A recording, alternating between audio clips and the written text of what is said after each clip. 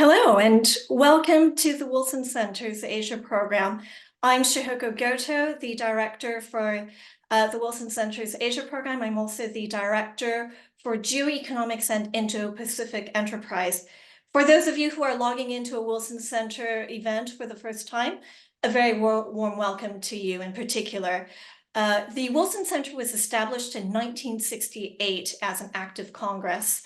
We remain a staunchly non-partisan institution committed to bridging the world's thought and academic research to the world of policy and policymakers. We are gathered today to talk about the election results in Taiwan that took place on Saturday.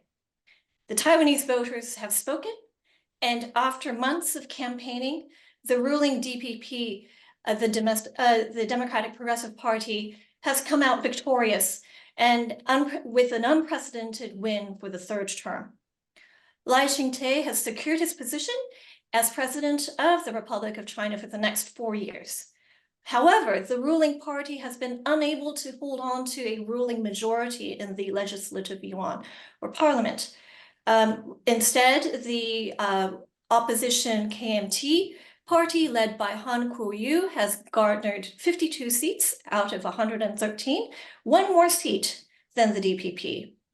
The TPP, the Taiwan People's Party, on the other hand, has been able to gain 8 seats. Moving forward, the TPP's leader, Ko Wen-je, is expected to wield sizable influence as a potential coalition partner. The successful running of Taiwan's elections shows the strength of Taiwan's democracy and the failure of Chinese disinformation campaigns and Beijing's efforts to thwart a rules-based election process in Taiwan. But that doesn't mean that China's ambitions for Taiwan has decreased. And the buildup of Taiwan's resilience to the Chinese military threats and economic coercion will be critical for Taipei moving forward. How will Taiwan's relations with China evolve under a new government? How does President-elect Lai envisage the United States playing a role in securing Taiwan's future? And of course, how will a new government in Taiwan impact not only Washington's relations with Taipei, but also US-China relations more broadly? There are many issues to discuss, and I'm absolutely delighted to be able to welcome 2 speakers today. First up is Shirley Khan, who is a specialist in Indo-Pacific security affairs and formerly an Asia Securities Affairs specialist with the Congressional Research Service. Also joining us is Ivan Kanapathy, who is formerly the National Security Council's Director for China, Taiwan, and Mongolia, and Deputy Senior Director for Asian Affairs. Ivan is currently a non-resident senior associate with CSIS's China Studies Chair. I should also note that we are taking questions from the audience today. Please, when you log in, you will see a box underneath. Please send in your questions to the chat box, and also please let us know your name and affiliation. So with that, let me first turn to Shirley. What do these election results mean, and what motivated the Taiwanese voters to the poll? What were some of the issues that they were focused on the most? Thank you, Shoko. I'm very, very happy to be joining you and also Ivan. Ivan and I talked a lot before when he was in NSC, and it's great to be with all of you. And I look forward to questions from the audience as well.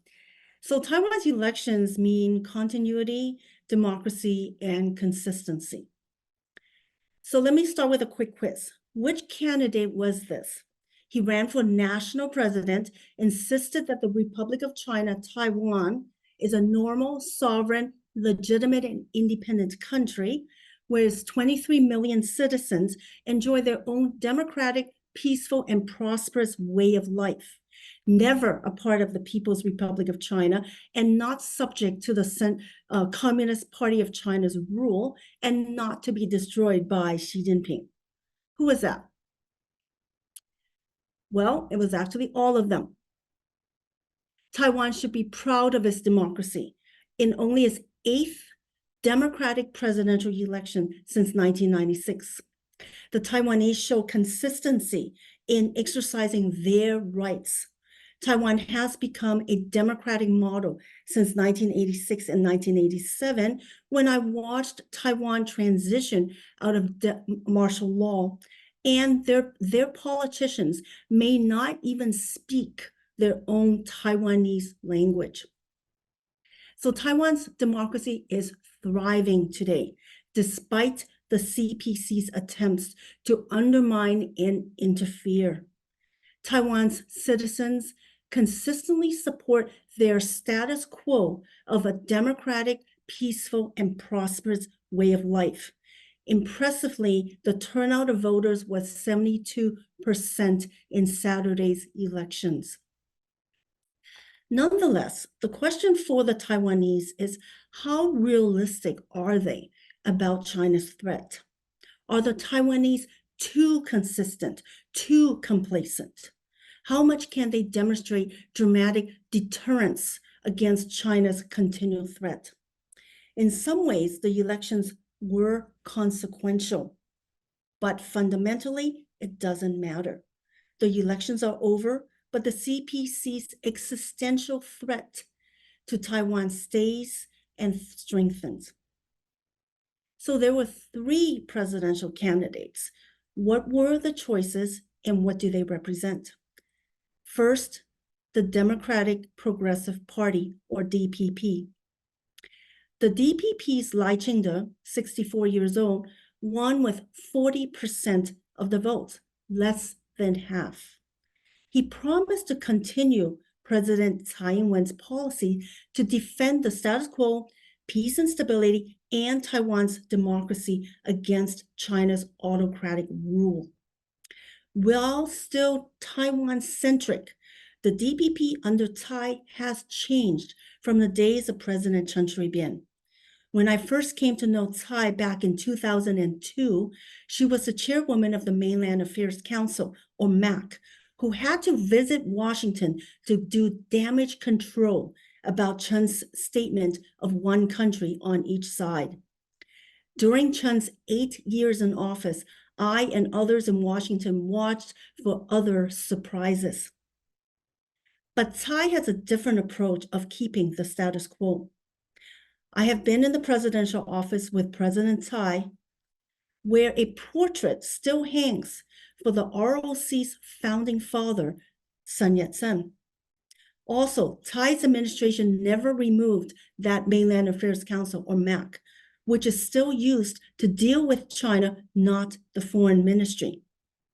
I first met Tsai's running mate, Shelby Kim, in 2000, when she worked for Chen and visited Washington to learn about how to conduct the ROC's first ever Democratic presidential transition. Think about that. They never had one before 2000. Most recently, she was Taipei's representative to Washington and knows well the limits of US support.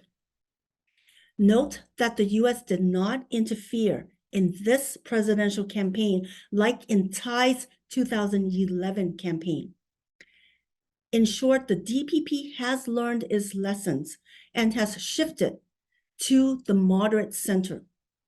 So what are implications? Lai's win will be more about continuing Taiwan's policy for a stronger defense than changing the binary dispute of independence versus unification. Taiwan will stay close to the US, Japan, and other democratic countries. Second, the Kuomintang, or KMT.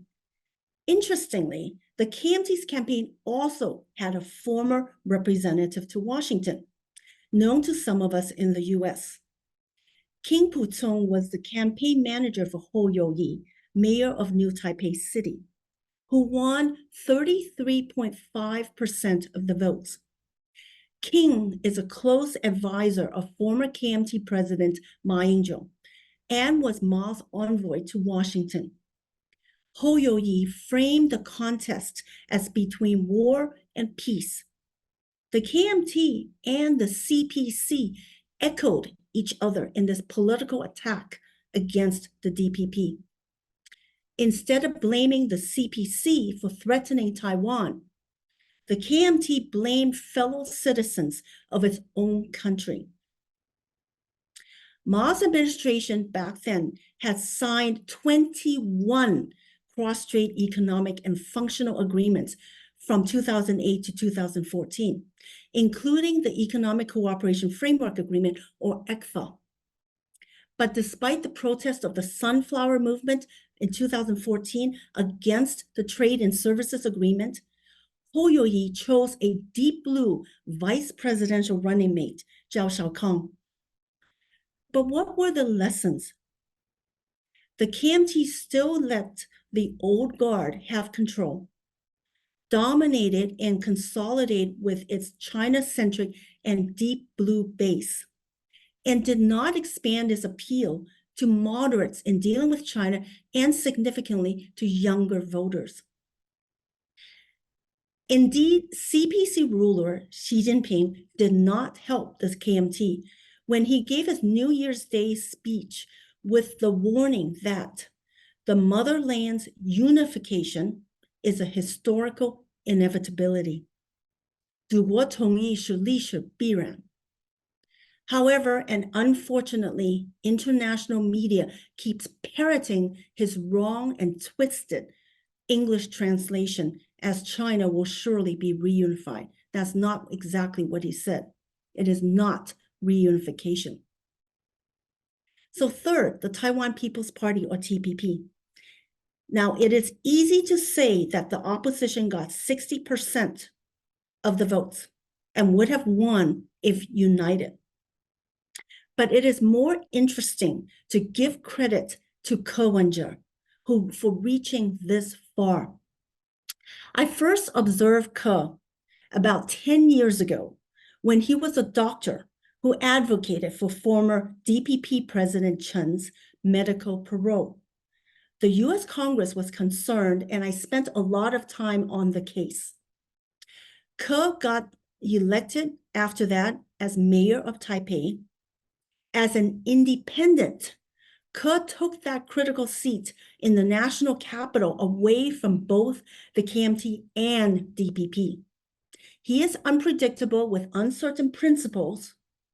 Nonetheless, Ke has shown that his TPP is not abnormal or an aberration.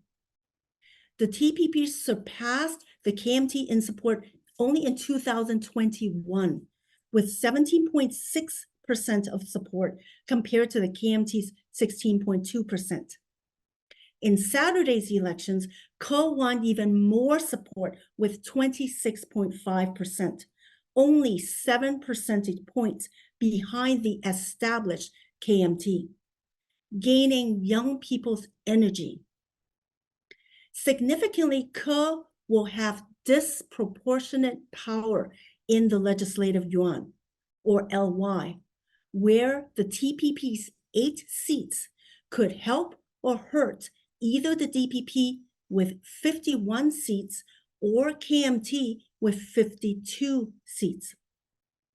So ironically, Ke Wen-je comes out a winner, though in third place. Ke's achievements reflect the challenges, particularly of the younger voters, with too many college-educated workers, high unemployment, and wages that are too low to afford desired housing.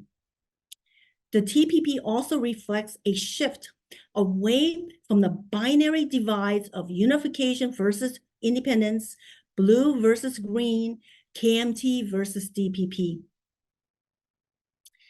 So what might be Taipei's expectations for Washington looking forward?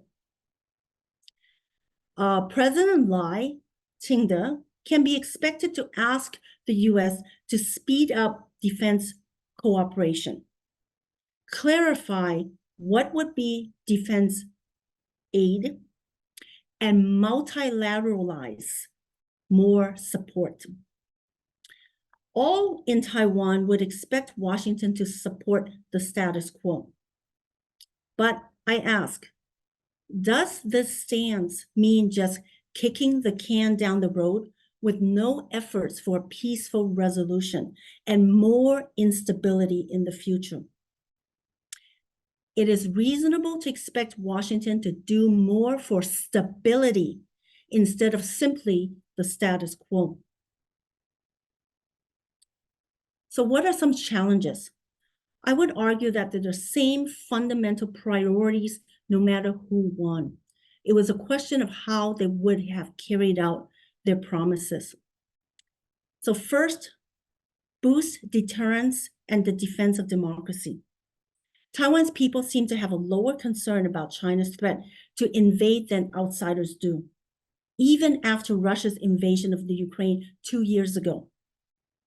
Taiwan's people must show they are ready to deter and defend against the PLA's threat in order to sustain US and other foreign support. President Lai, as one of his first tasks, should issue a national security strategy.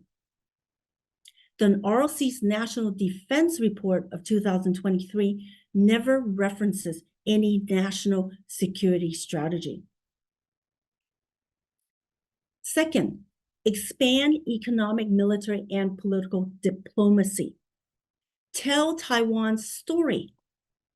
Harvard-educated Lai should say his inaugural address in 3 languages: Taiwanese, Mandarin, and English.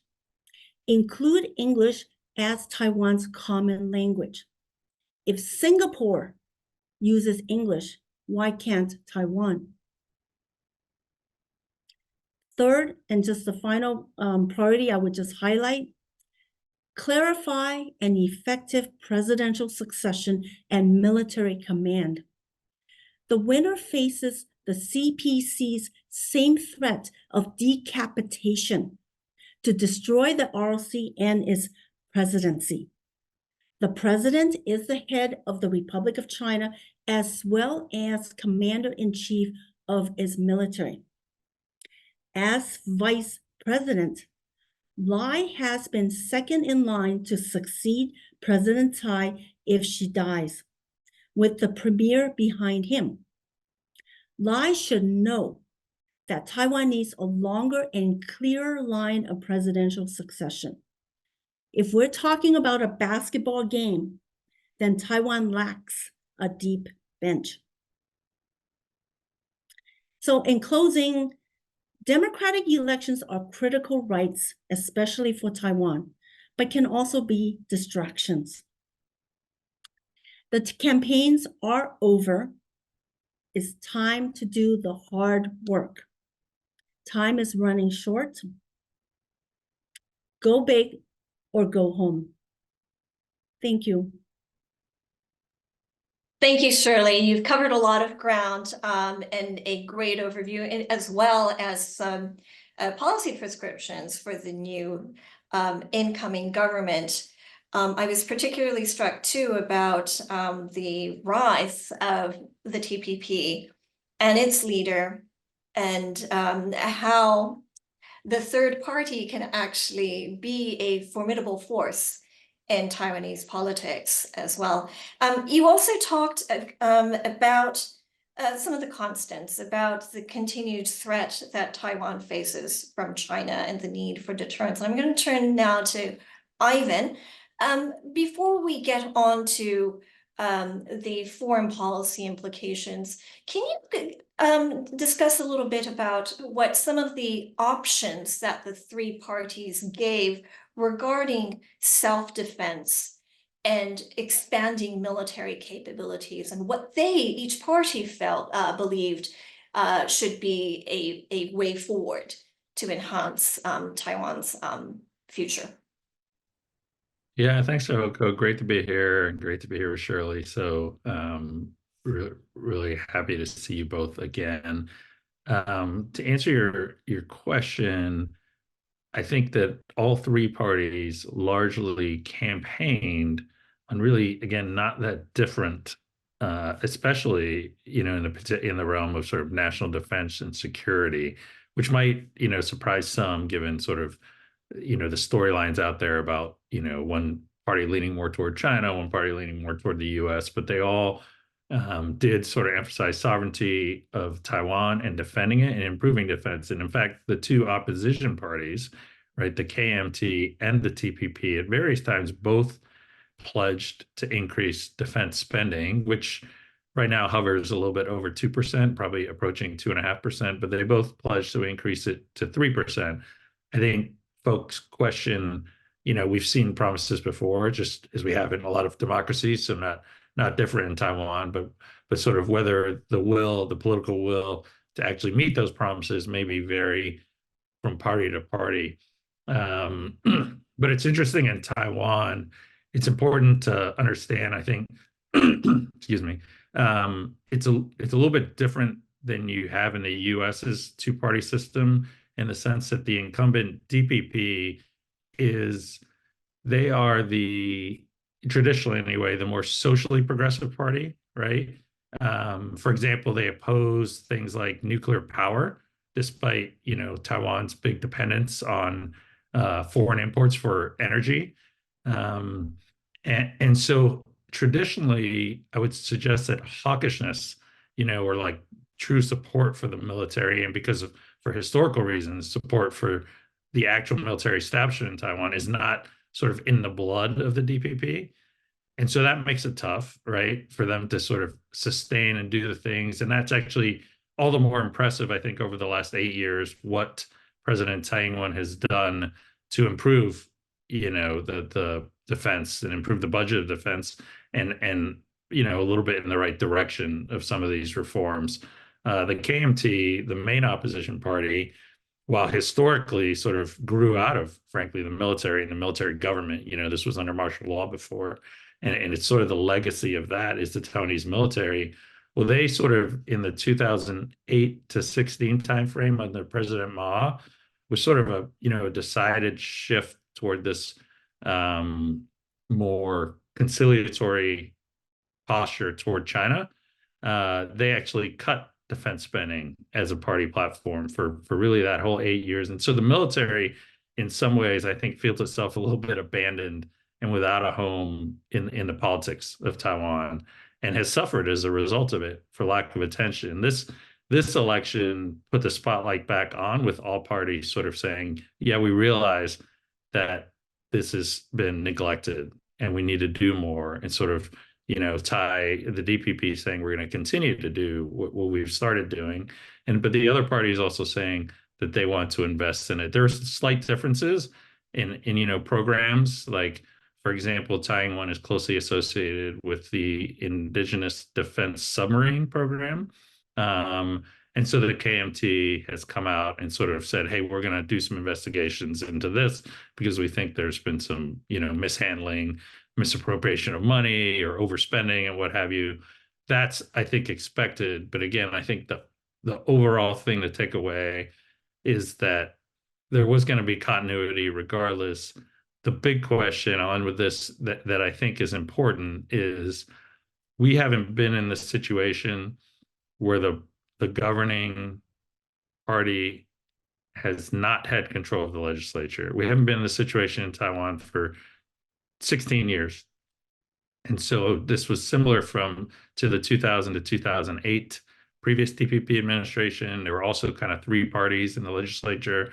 No one had an outright majority, and not a lot got done from a legislative point of view. And so the worry now, obviously, it's been 16 years, so sort of political culture may change a little bit, whether soon-to-be President Lai will have the levers of power that he needs to implement, whether the KMT and the TPP will use sort of the levers that they have in the legislature to block things, really, I would think, for political reasons, right? And so it's whether they can all kind of get together for the sake of their own national defense and move forward, or will domestic political squabbles sort of get in the way and inhibit things. I think that's really the key question with this sort of the split LY going forward and how it might relate to defense reform. I'll pause there and let you bring on other questions. Yeah. So thank you so much, Ivan. Shirley mentioned this as part of her three-prong step for Taiwan's future. There is not a great deal of threat perception amongst people living in Taiwan. So you go to Taiwan, and with the US media coverage, you expect a siege mentality to be pervasive in Taiwan, and that is far from the case.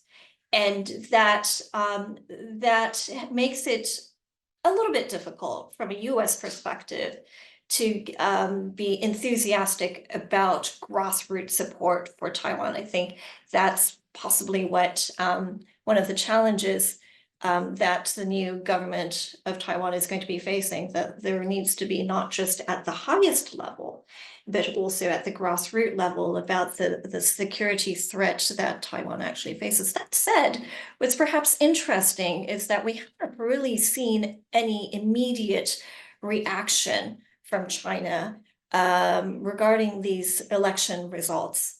That is to say, we've heard from the Chinese government their displeasure and their continued focus on uniting with Taiwan down the line. But we haven't seen any action. How do you interpret this? Some will say that no, the big response is going to come at the inauguration in May. Others are saying perhaps this is a new way for China to deal with the new government. Do either of you have any thoughts on what this actually means? I mean, I do. I'm sure Shirley has some great insights. I think it's important to remember that there are some limitations, and I think China's learned over the years from making mistakes, but there's some limitations to how effective they can be using sort of this punishment mentality, right? And when, for example, a year and a half ago, when Speaker Nancy Pelosi went over to Taiwan, it was easy to escalate, I think, especially in the military realm, or using the military tool rather, because they could point the finger at the United States and say, that's who this is. This is a response to something that the United States did. But when you talk about an election in Taiwan, you can't, right? You can't blame anybody, but if you're going to use the term blame, but the Taiwanese people, right, for making the wrong choice in Beijing's view.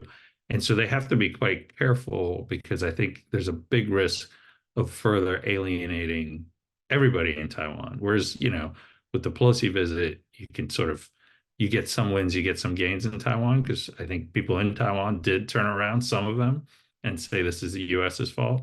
But you'd be hard pressed to get someone in Taiwan to, then respond to a Chinese overreaction and not blame China.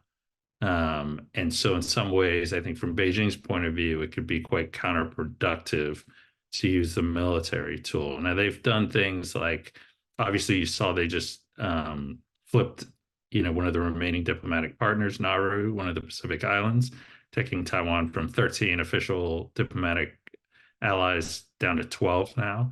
And I think we'll see some more economic coercion, just to follow up on those threats about ECFA, for example. Maybe not all of ECFA, but different portions of it. We've already seen something in the petrochemical area. And they're just designed to put a little bit of a squeeze on Taiwan, but without actually sort of angering everybody, back toward Beijing. So the inauguration is important. I think they want Lai Ching to say things or not say certain things come May, but I think there's a very limited, narrow realm of what he can and cannot say without leaning too far in one direction or the other. So there's not a lot of play there coming. So I think in some ways China's just sort of out of ammunition, to use that term figuratively. Well, the other thing is that the Communist Party machine doesn't work on its own and very quickly. So it's more like a placeholder that, come out with an immediate, statement that the DPP doesn't represent all of Taiwan's people. Well, I would say if the elected candidate doesn't represent, then who does? If the DPP doesn't represent, then who does? The other parties gain even less votes than the DPP, even though the DPP only got 40%. If they don't, then the elected leader represents. That's Taiwan's people's voice. They have spoken. The second, so is the bureaucracy really has to wait for Xi Jinping to make a statement. That's why you see the echoing of his statement from New Year's Day of the motherland's unification is historical inevitability, is what he said. The second thing is that, remember, this is a long-term, continuing, sustained, and increased threat to squeeze Taiwan that started back in the early 1990s. Way before. So this is continuing, and this will go on and increase no matter who won. The increase in pressure, again, with Speaker, is back to the same thing with Speaker Pelosi's visit, that it was an excuse. It was an excuse for China and the PLA to do what they had been planning to do anyway. Because remember, her visit had been postponed. So they knew that she had already been planning a visit, and it was purely a pretext, an excuse to put even more pressure. So there's no reason to say that China's respond to anything. The international community needs to understand that it is not Taiwan, it is not the US that's being provocative. That word should not even be used. Taiwan's people have their rights to exercise their democratic election to choose their own leader, choose their own parties however they want to. Thanks. Thank you. Let's talk about China's long game for Taiwan. We have seen a lack of direct communication between Taipei and Beijing under DPP. We are now seeing a third term of DPP leadership. Do you expect this lack of direct communication at the leadership level, the inability of the Mainland Affairs Council to reach out directly to Beijing to continue? And if so, what are the implications of that? And if not, what are some of the ways that they could enhance communication channels? Shirley, you want to go first? Okay, sure. Well, so if we go back to 8 years ago, this was a big question in the mind of President Tsai when she first got elected, how she was going to do, how she was going to phrase her inauguration speech. It was very, very, very carefully thought out. Every detail, every word, very carefully thought out to talk about, how are they going to deal with this previous agreement to disagree back in 1992. A long time ago, we have to remember that the KMT keeps talking about, and it was really one country, different interpretations, 一中各表. But that has been now changed to be phrased as 1992 consensus, which was really a phrase that Suu Kyi had come up with. And he told me why he came up with that new term to rephrase the original term of one country, different interpretations. And that was to take the one country phrase explicitly out of it and to make it even more vague than it was already. And so it was very carefully thought out by Chen, but it is not something that is a fact. In fact, the United States also does not acknowledge or support that kind of idea of phrasing. So what will happen to break this impasse? The DPP tries to reach out, the CPC will not talk to it. So this will require two things that are more difficult. And that's why I say, sometimes we just have to think about new ideas and go big or go home, because the instability is not a good option. One, it would take something of more unity among Taiwan's own people, and that's up to them. That's up to them, how they want to defend their own democracy. With the TPP's new role, perhaps it could help to transcend this unhelpful binary divide that's breaking up Taiwan's people, polarizing Taiwan's people. Maybe with the TPP, it can play a helpful role to transcend that, as I talked about. But they need to have more unity. And Ivan just talked about the previous experience that we saw in the United States when the LY was fighting the previous DPP presidency of Chen Shui-bian. And I have to tell you, the US Congress was very, very frustrated. It was really frustrating to watch that internal fight when there were real problems that had to be solved in Taiwan's defense modernization, including the submarine program, which would have gained a lot more progress if it wasn't that fight internally inside Taiwan. Secondly, I think it also behooves us in the United States to ask, what is the US role? Now, I have to, in dialogue, it's not only about defense, but perhaps even of dialogue. And I would say that, for one, we have to remember about the 6 assurances. And one of the 6 assurances was no mediation. But does that mean the US just goes hands off and say there's nothing we can do when there are real stakes here? And I would say that we can consider other options. One, even if we're not in direct mediation, there is a role for the United States to facilitate cross-strait dialogue. And one possible option is to have a special coordinator or special envoy.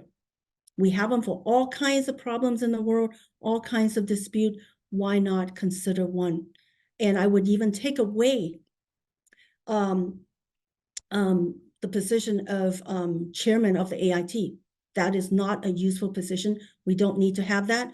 We have our US representative to Taipei, who is the representative and director of AIT. I think we need to think more clearly and coherently about our own strategy and how we can do more to have stability. I'll just stop there. Thanks. Hey, Shoko. Those are all great insights again from Shirley on the question of cross-strait communication. The CCP, right? China, they refuse to engage with the DPP. And so as long as the DPP is in power, they're not going to talk to them. Frankly, if the DPP is out of power, they're still not going to talk to them. They will, however, talk to the KMT and do. And so there is a lot of cross-strait communication. It's just not with the party in charge of the executive branch. And so, so there is, I guess you would call it some kind of back channels. There are track twos. There are things that happen if messages need to be communicated. I believe that they do, maybe not as directly as we would prefer, right, to avoid misunderstandings. But this is the choice that China's made. Obviously not the DPP. They very much would welcome having conversations, and so I think we've lived with it sort of for 8 years. It doesn't seem to be hurting, right? If you look at the perspective of where Taiwan is now, where they were 8 years ago, I would suggest that, people are generally happy with the foreign policy, sort of the internationalization, I guess, of Taiwan, that they have a lot more connectivity with the rest of the world. You see that politically. You also see that, obviously, economically, as they've really begun to divest their economic connections. So in some ways, this refusal from the CCP, the stubbornness of the CCP to not talk to the DPP, may actually be hurting China more than anybody else. And I think we need to kind of look at how they see things. But I think for them, your original question of sort of their long game is probably to, they probably have seen some success or telling themselves, because the KMT has gained seats in the LY, not just this election, but even the one before that, right? They kind of gained more in 2020 than they had in 2016, and then more again this time around. In fact, now the KMT has more seats than the DPP in the LY.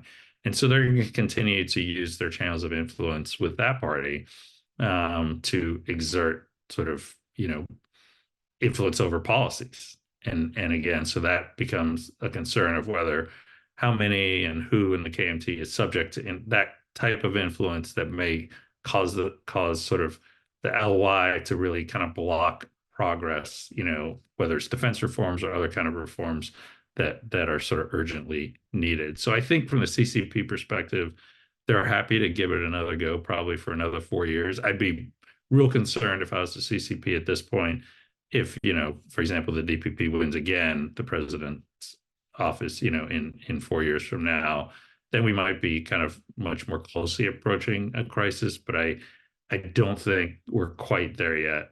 But we'll see what happens over the next years. So you also mentioned, Ivan, this idea of the internationalization of Taiwan, and this is another area that China is trying to squeeze Taiwan on as well.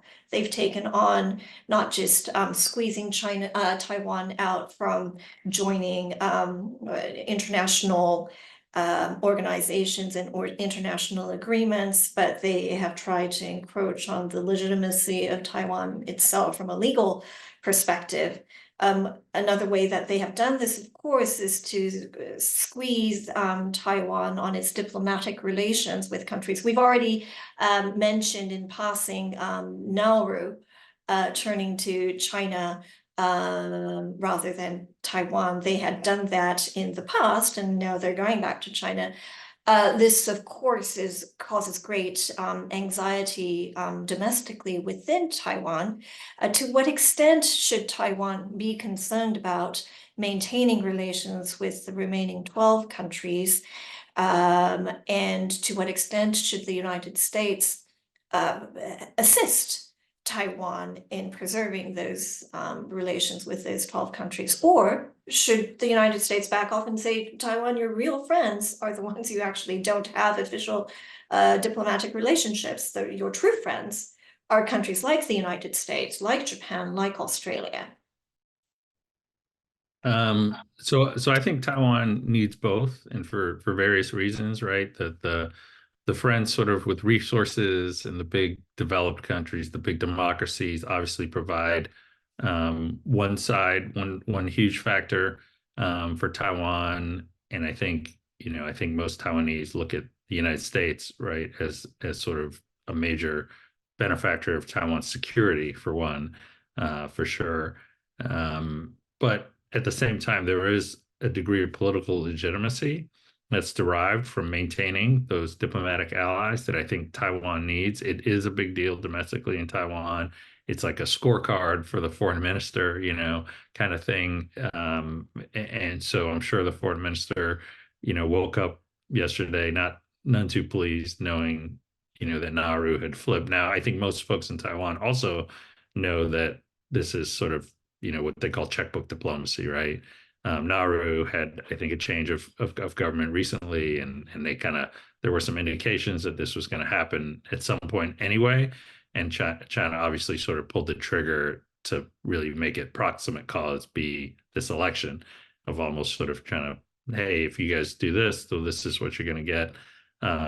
You guys being the Taiwanese people in general, right? Just to express their dissatisfaction. So China has, obviously a much bigger checkbook available to them, and they're also willing to do some things that Taiwan's, now definitely not willing to do, as far as, things that become more in the gray area toward bribery, and those kind of corruption.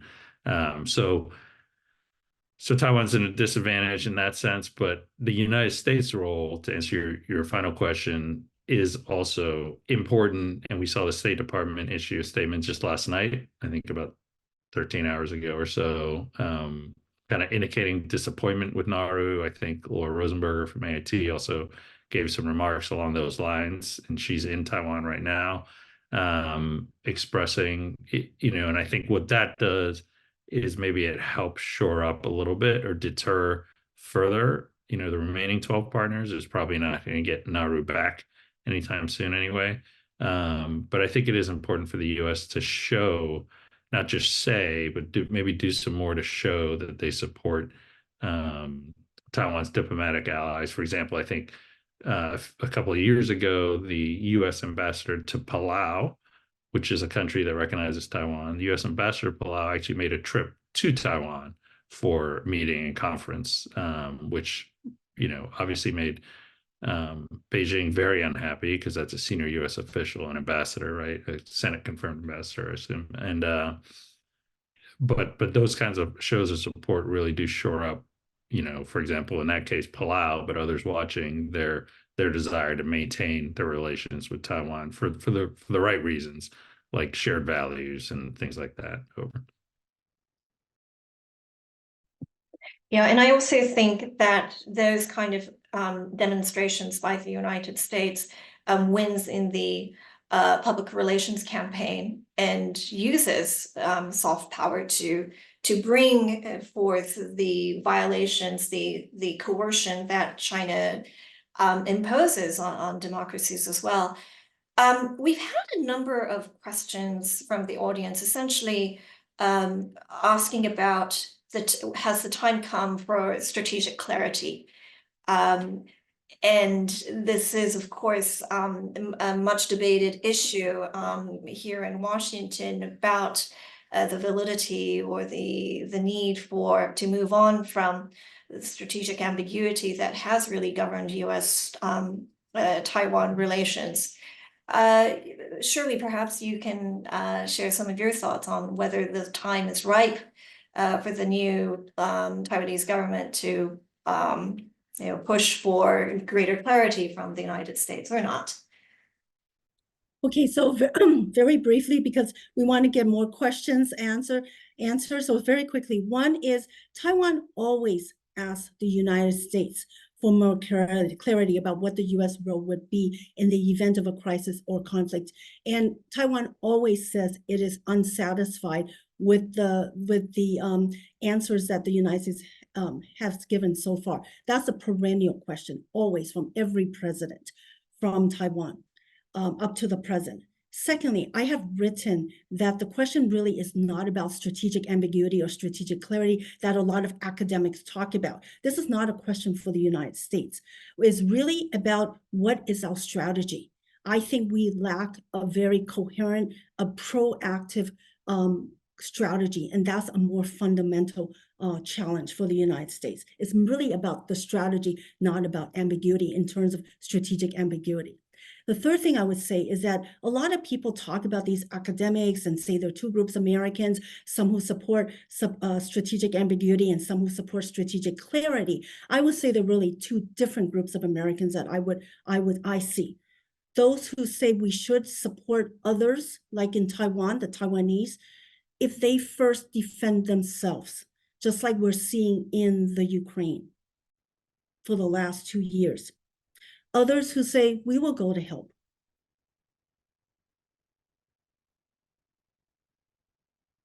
Thank you, Ivan. Yeah, Shoko. So I think most folks listening probably know President Biden said, I think 4 times right now, in some form or other, that he would militarily defend Taiwan if it were attacked by China. So, and I think some people say it's been walked back and it isn't the official, policy of the United States. I worked in the White House. I would tell you that if the president says it, it's the official policy of the United States. There's no ifs, ands, or buts about it. I think the last time he said it, in fact, the White House on background came back and said, hey, look, the president's words speak for themselves. Just to clarify that, in fact, that is the policy of the United States now. So it doesn't mean it can't change, doesn't mean he can't change his mind, but that's the signal he clearly wanted to send. I think it was a signal of deterrence. I think maybe he thought about what happened in Ukraine and considered that he needed to send that signal to Xi Jinping.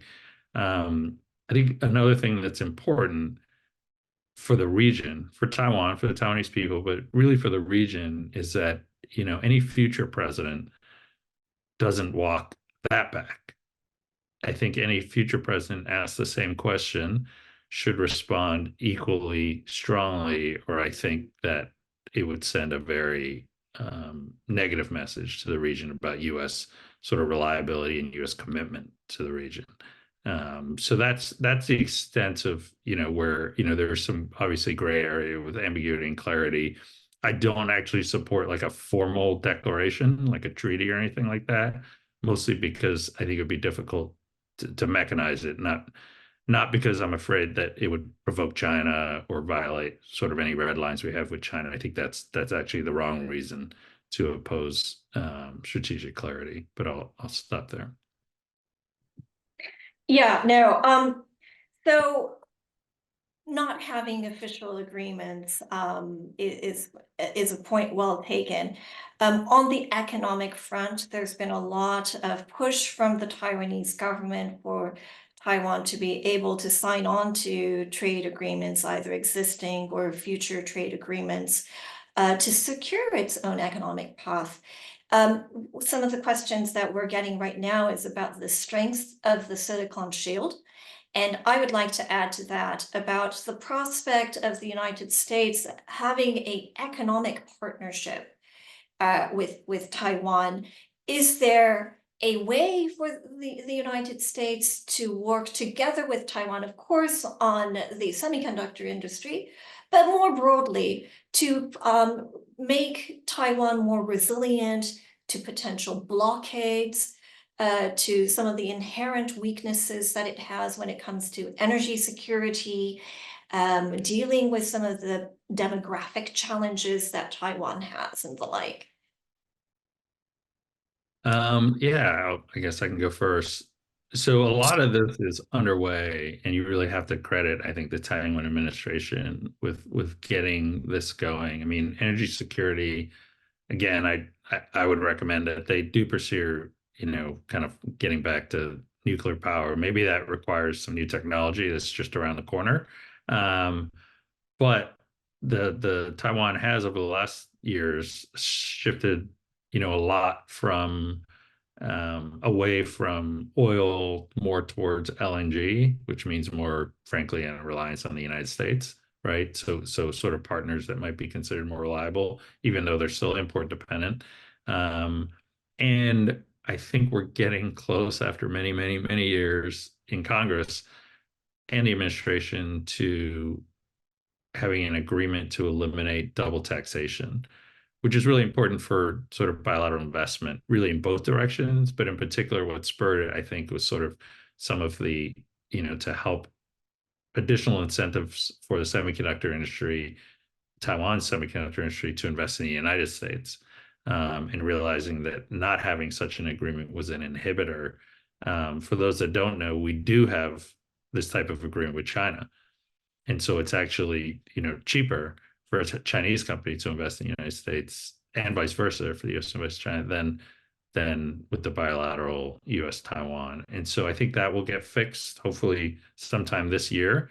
It's been in the works and we've heard about that. And that will, I think, help move things further down the road of what we've already seen, right, with the semiconductor industry sort of back and forth. I think the 21st Century Trade Initiative is a good one. I think some folks miss that, there are obviously complaints that it's not a real trade agreement.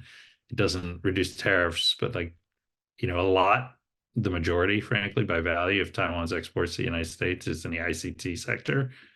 And that stuff enters US on zero tariffs. I mean, that's sort of our most favored nation rate anyway. And so Taiwan already enjoys that. So I think the impact maybe of more market opening measures may be overstated. So I actually think, we're doing some good things around the edges of reducing trade frictions instead through these discussions that are happening now. So I think good progress being made, I guess, overall, Shohoko, in that direction. So that's all of a sudden people are talking about an agreement to avoid double taxation. But in fact, the U.S. Chamber of Commerce in Taipei, AmCham, has been talking about this for decades. Every year, I would receive and talk to their delegations from AmCham in Taipei, and one of their main talking points for their visits to Washington would be to have, an agreement to avoid double taxation. So this has been going on for a long time. So why are we suddenly now hearing that there might be something in the works? Why? Because of investments. There's always been too much talk about the bilateral trade relationship between the United States and Taiwan, or between Taiwan and other countries. And there has not been enough talk about investments, foreign direct investments, going both ways. And that is a real low point in the relationship that has a great deal of potential that has not been met. But now we're seeing that Taiwan has been investing more in the United States. And so there's more traction to talk about this agreement to avoid double taxation. But that is not a new idea at all. What is new is that there's more investments. Okay. All right, we have 4 minutes left. I do want to discuss what the world can learn from the success of the Taiwanese elections. I think the real loser in this is China, that despite its efforts to strike fear into the hearts of the Taiwanese people not only went to the polls, but they voted according to their priorities. This is the year of elections across the world. What are some of the best practice? And Taiwan, as you said, Shirley, is a very young democracy. What are some of the lessons that other democracies could learn from Taiwan's ability to encourage robust dialogue, to encourage very robust party politics and engagement, not just from seasoned professional politicians, but also from its citizens as well, generally old and young? So yeah, very, very quickly. Taiwan is a very vibrant democracy, is loud, is colorful.